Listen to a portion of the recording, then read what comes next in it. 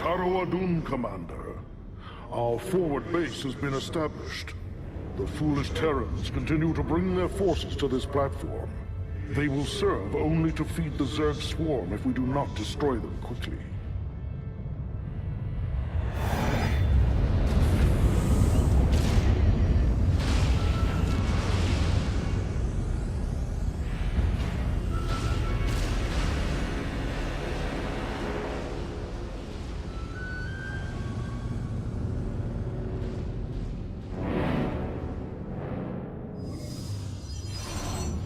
Ladies and gentlemen, we're now going to show you a demo of StarCraft 2. Before we begin today, I'd like to remind everybody this is a demo. This is still work in progress. We've got a lot of balance work ahead of us. Nothing you're going to see here today is final. We're going to begin today with these Protoss Zealots. This is a classic unit from the original StarCraft. You can see they're still armed with their powerful side blades, and they're still protected by a very tough personal body shield. By your will, Cassandra Templari. In StarCraft 2, the Zealots also have a special charge ability. This allows the Zealot to close quickly with his enemies. We stand as one. The Zealot's charge makes him extremely dangerous against ranged defenders like these Marines.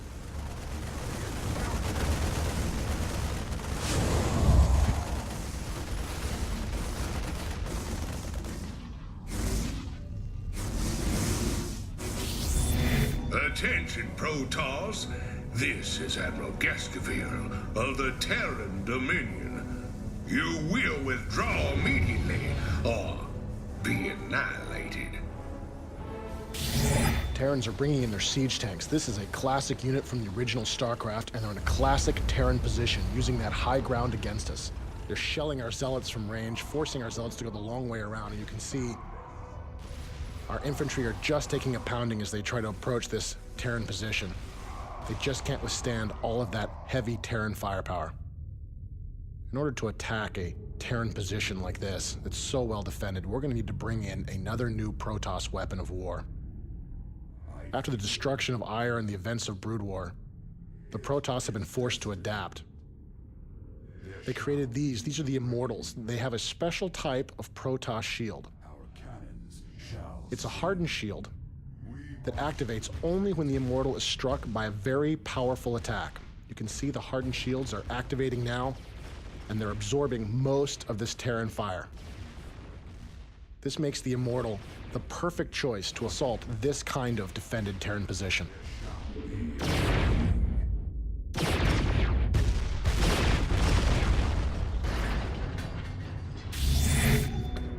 Reapers, move it!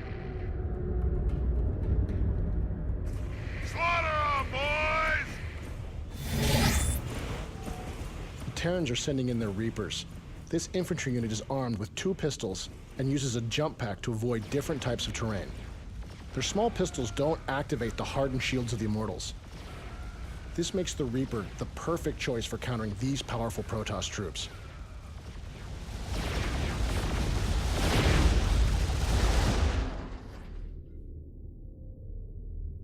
This kind of fast, bloody raid is something the Reapers really excel at. You can see how powerful they can really be hunting down slow-moving units on the field of battle.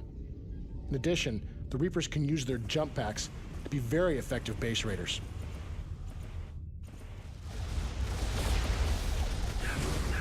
Once enemy forces are inside a Protoss base, one of the first things we'll often go for is our pylons. And with our pylon down, our photon cannons go offline, making us vulnerable to continued attack. Fortunately, we have some new weapons. The Protoss can use the phase prism to create a power field anywhere they wish. You can see with our photon cannons back online, these Reapers have no choice but to run for cover. In addition to a number of new units, the Protoss also have access to some new mechanics. Protoss can use Warp-In to teleport units anywhere they want into pylon power. You can see here we've created some Stalkers. This is a new type of specialist Protoss Dark Dragoon. It's not very tough, but it does have a powerful weapon. In addition, it has a special blink ability that allows it to teleport a short distance anywhere it can see. This allows the Stalker to avoid certain types of obstacles.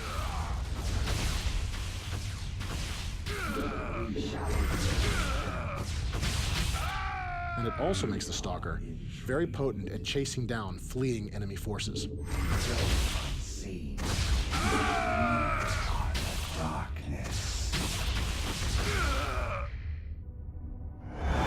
Zerg forces detected. Multiple contacts closing in on our position.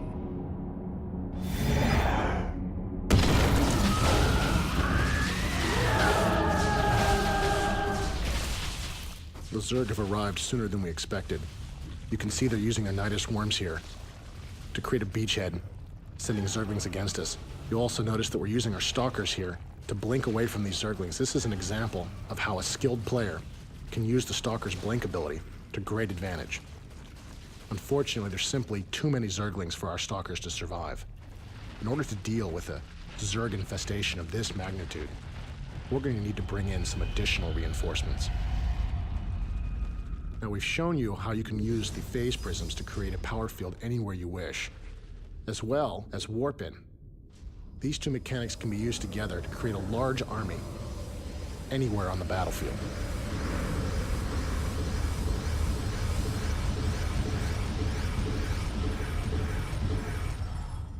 We are the blades of ire.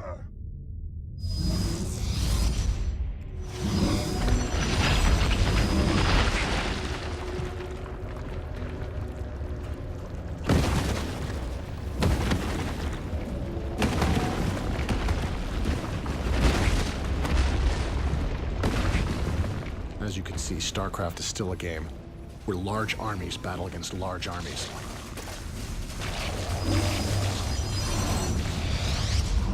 Our upgraded Zealots can hold the line here for a short time, but in order to really survive against this many Zerglings, we're going to need to bring in some additional firepower.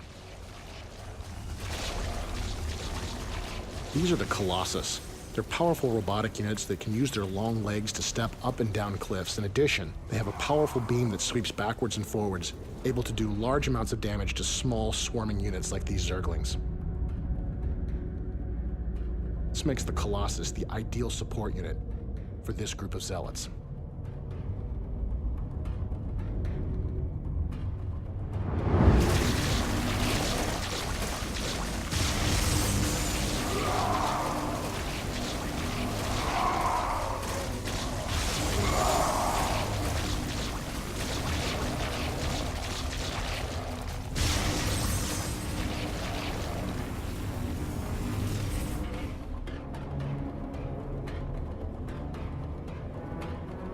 We are the blades of ire.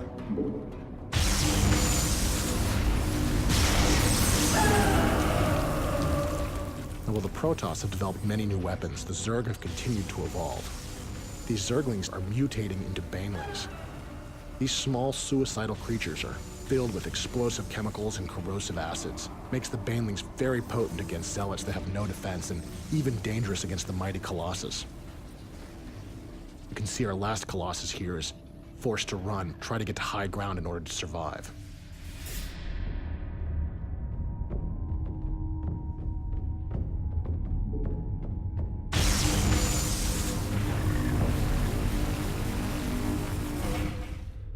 The Colossus is using our new IK system to step up and down this cliff. It's just one example of the new types of technologies we're adding to StarCraft 2 to make the game more dynamic.